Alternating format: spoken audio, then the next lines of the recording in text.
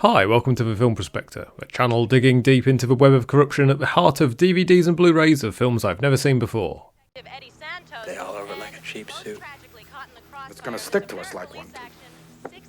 As one of the world's most famous actors, 8 times Oscar nominee, 1-time winner Al Pacino's most recent films have been, well, I don't know, because I've not heard of most of them.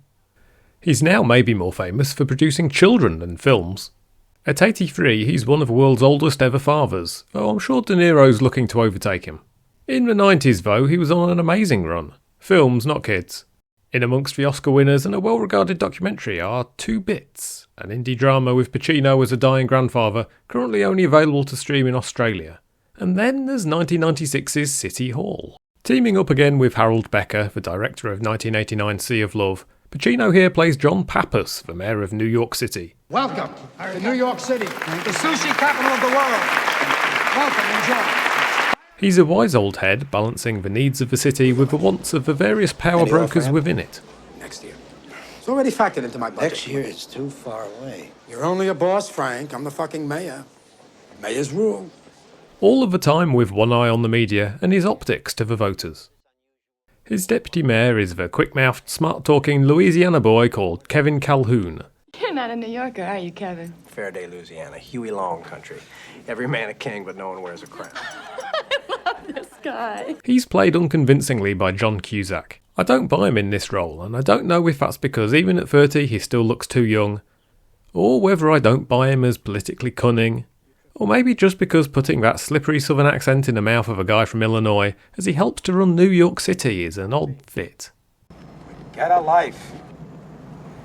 I've got yours, it's quite enough. New York's having a bad day, though in retrospect it could be worse. A decorated cop goes off book and arranges to meet a minor mob guy without any backup. It goes wrong, they both get shot and killed, along with a little boy who was a bystander.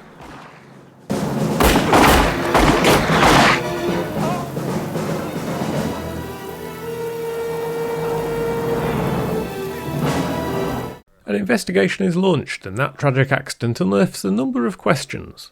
Was the cop corrupt? Detective Santos was signed out. That we know. But he carried no radio, wore no vest. Any backup? Zero. Total breach of department policy. What was the guy doing? Taking a meeting with a convicted drug dealer, you got me. But it adds up to a dead kid, the dead nephew of the head of the Zapati family.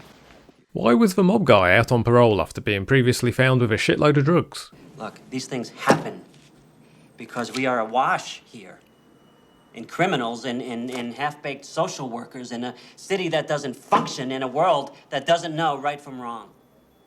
Why are we seeing so much of a B-story involving Danny Aiello's Frank Anselmo, a political boss in Brooklyn lobbying for the city to build him an off-ramp and a subway stop? You know, for a good old boy, you're sure flying in the face of real politics. Subways get people to jobs. Jobs mean votes. I thought John Pappas liked votes. He loves votes, Frank.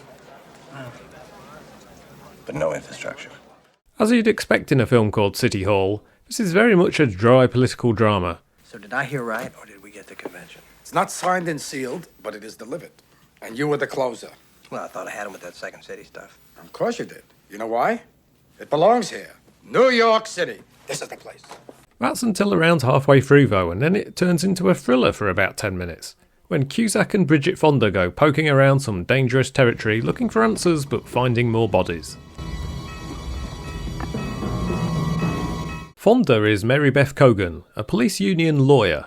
I represent Detective Eddie Santos and you're muddying my client's name. Take up the matter with Corporation Counsel. What, and get it buried? No, thank you. Aren't you supposed to be the pipeline to the mayor? You should tell him somebody's taking him up the wrong street. This is all very interesting. Maybe we'd explore it in more detail, maybe over some coffee or something. I'm talking about a hero detective and his widow's pension. In theory, she's out here trying to prove the dead cop wasn't crooked, though she might as well have been an investigative journalist, as I'm not sure much of her snooping around would hold up in court. Santos was not there to take Tino down. He was only there to get information on the judge. You understand? How do you know? I was there that morning. What information on the judge? That you get with the 10,000 and a plane ticket. You come up with it by tomorrow. This meeting is adjourned. I liked the political stuff.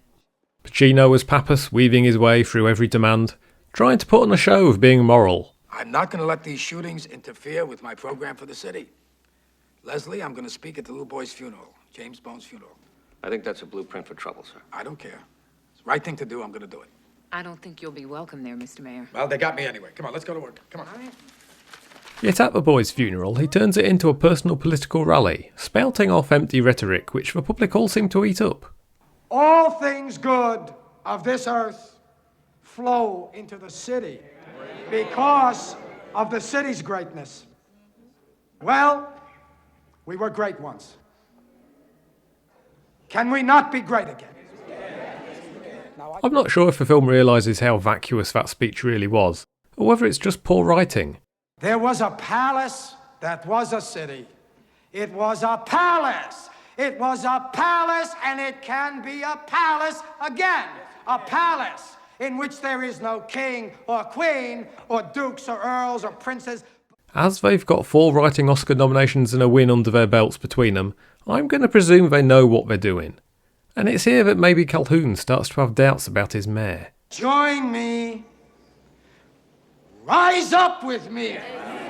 Rise up on the wings of this slain angel. We'll rebuild on the soul of this little warrior. We will pick up his standard and raise it high. As they dig deeper into the mysterious doctored probation report, they start to make connections between the probation system, the judges and the mob. There is no way Dino Zapati could have walked 2 years ago unless interested parties had the judge in their pocket. Exactly how far does this go? Weapon from a previous homicide. Disappeared in the second report. Who ordered it? That I don't know. Why didn't you ask? Sudden urge overcame me to move to the country and I forgot all about it. Despite the bodies which surround them, there's never any real fear for our main characters. Hello. Schwartz here. I've got the probation report. Where are you? Right around the corner. Meet me at Franklin and Hudson.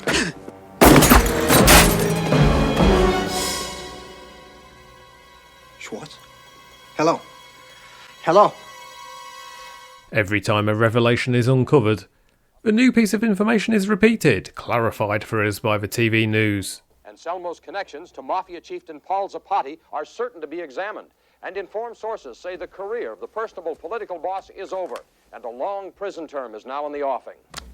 At first this feels useful, but eventually it feels like the Netflix mandate of forcing filmmakers to repeat the plot every 10 minutes so that the dum-dums can go back to looking at their phones.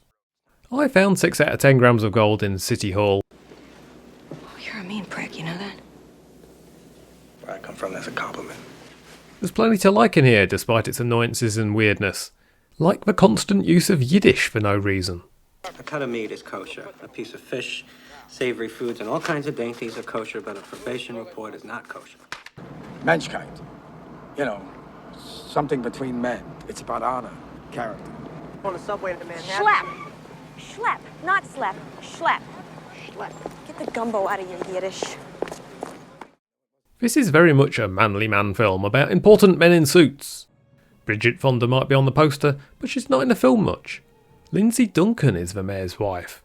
I'm presuming she had some cut scenes because she's only on screen for 30 seconds. But in the meantime, shouldn't we return to the burning issue of the day? The convention? We're gone. I really like Luna Lauren Velez, but as the dead cop's wife, she also gets nothing to do. Sorry about Oh, sorry crap. You're snooping around Eddie's house like a Nazi. Please.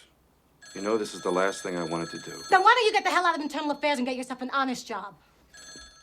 But as the big important New York mayor, Pacino is great. He's thoughtful when he needs to be. He only occasionally grandstands. Who do you think you are?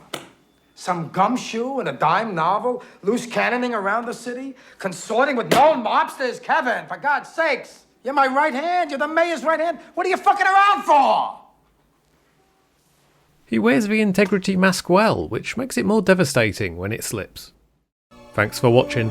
Vote for like and subscribe, and join me next week when I'll be running on the policy of watching another Al Pacino movie, also set in New York.